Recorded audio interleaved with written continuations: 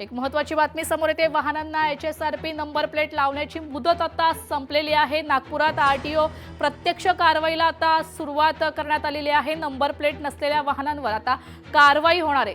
Number plate लावण्यासाठी 31 डिसेंबरपर्यंत मुदत देण्यात आली होती। नागपुरात मात्र अद्यापही 13 लाखांहून अधिक वाहनांची SRP नंबर प्लेटसाठी नोंदणीच नाहीये।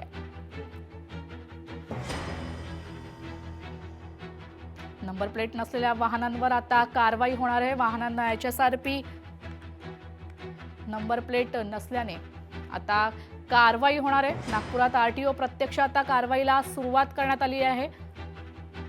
31 डिसेंबरपर्यंत मुदतवाढ देण्यात आली होती। आपले प्रतिनिधी ज्ञानेश्वर पवार आपल्यासोबत फोन लाईनवरून जोडण्यात आलेले आहेत। ज्ञानेश्वर, आपण पाहतो 31 डिसेंबरपर्यंत मुदतवाढ देण्यात आली होती, मात्र अजून काही जणांनी नंबर प्लेट लावली नाहीये का? अधिकची माहिती।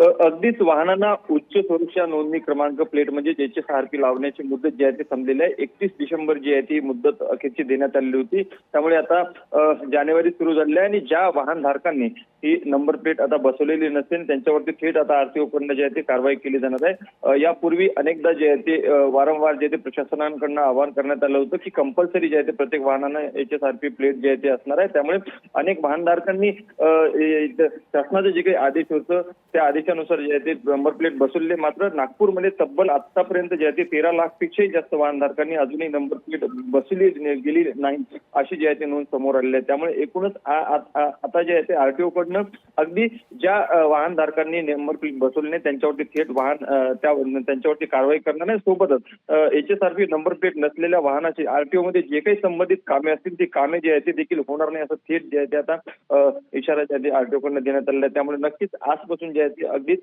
ज्यांनी नंबर प्लेट बसवली नसेल त्यांच्यावरती आता थेट जी आहे ती कारवाई केली जाणार आहे। धन्यवाद ज्ञानेश्वर, तुम्ही दिलेल्या सविस्तर माहिती करता। लोकशाही मराठी ऐका, पहा, जागरूक रहा।